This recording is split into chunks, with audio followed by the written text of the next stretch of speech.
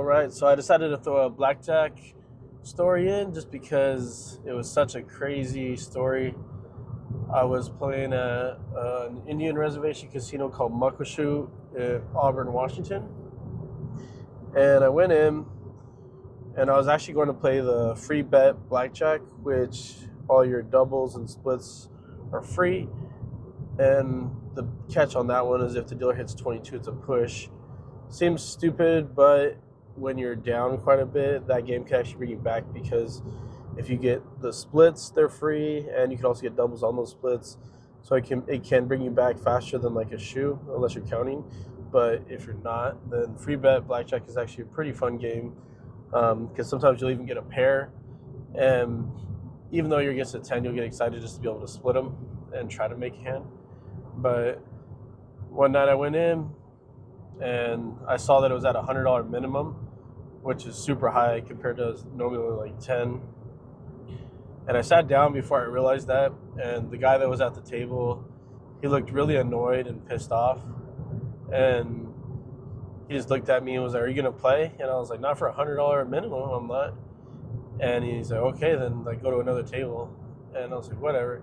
So I went to the table next to it, which was actually a really good table. It was single deck, but I went to that one, and I'm watching the guy, and he's playing 3 hands, $1,500, so $500 each hand, and he's losing a ton. And I see him keep going back to the cage to get more money, and then it got to the point where he was even showing the dealers pictures of his kids, and he was telling the dealer that they were taking food out of his kids' mouths, like screaming at him. And while the guy was waiting for the cards to be shuffled one time, he came over to my table that I was playing at and started playing hands, and I was watching how he was playing. And I let him know, I was like, "The reason you're losing so much is because you're not playing right."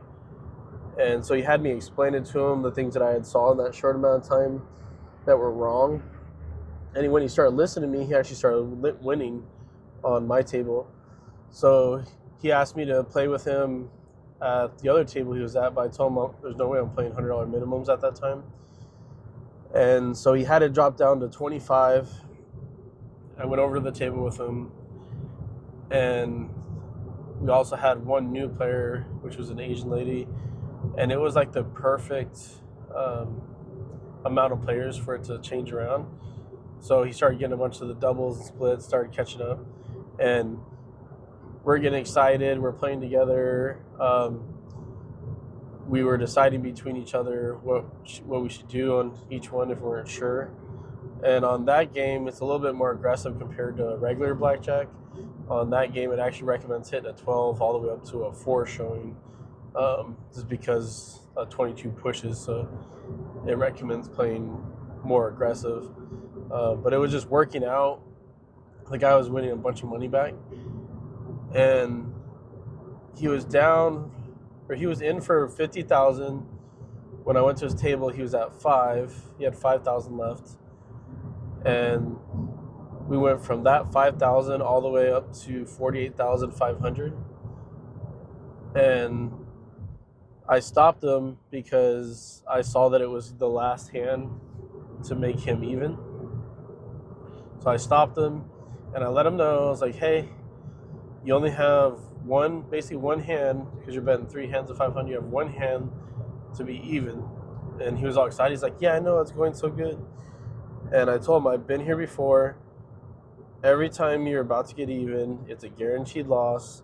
So just take the $1,500 loss. You're lucky that you got back as much as you did, but just accept it, the 1,500. And he didn't listen to me, so the dealer started dealing the cards, and I was like, "No." And of course, the dealer dealt him one that was like a pair, and then he had a 20 on the other one, and then I think he had a 19 on another one. So he split the pair, doubled down on one of them, and he actually had pretty decent hands. He had like 18, 19, and 20. And so he was excited. He's like, "Look, see, the hands are still good." And the dealer was showing like a 6. But of course, for whatever reason, that hand to get even comes back to haunt you. The dealer flipped over, started hitting a bunch of cards, and ended up getting like a 5 or 6 card 21, killing all his hands. And then he dropped back down. And I was like, I told you, man, if you just would have listened to me, we would have been done. I was like, at this point, I've helped you as much as I can, and I'm going to leave, because I was up a pretty decent amount of money as well, because the table was going good for all three of us. And then the Asian lady was like, yeah, I'm going to leave too. And then the guy, he started freaking out. He begged me to stay with him. I'd already called out for work that day to stay and help him. And for him not to listen to me and not leave when I told him, I was pretty upset, especially coming back from 5,000 to 48,500. I mean, that was a miracle. Just the cards just came out right, and we were just playing the hands right. It was a miracle. And I was like, there's no way this is going to happen again. At this point, just take your loss where you're at right now. You could only been down 1,500, but now you're down a ton more. And he refused, and he just kept playing, and he started losing like every hand. And I was kind of just standing back watching, and from that 48,500, he lost everything. And so for people that are out there, if you're playing and you're like right there, almost even, and that's your goal, like you were down, the whole night sucked, you're down, and you're just trying to get even, if you're like one bet away, just take the loss, walk away. Because I've had that happen where one bet cost me $2,000, because after I lost, I just kept playing and lost everything. So as a lesson, just don't be greedy, and when you get close, just take it.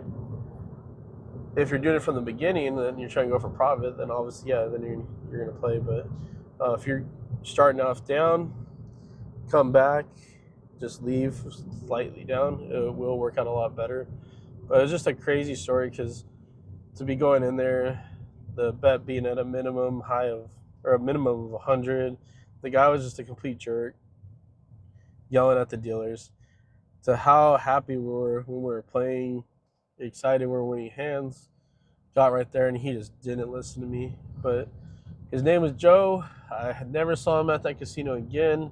I'm sure he went home and got his ass ripped by his wife for spending all their money. Hopefully he learned his lesson, and just take other people's errors as learning lessons too. Don't be a Joe. When you're almost even, just walk away.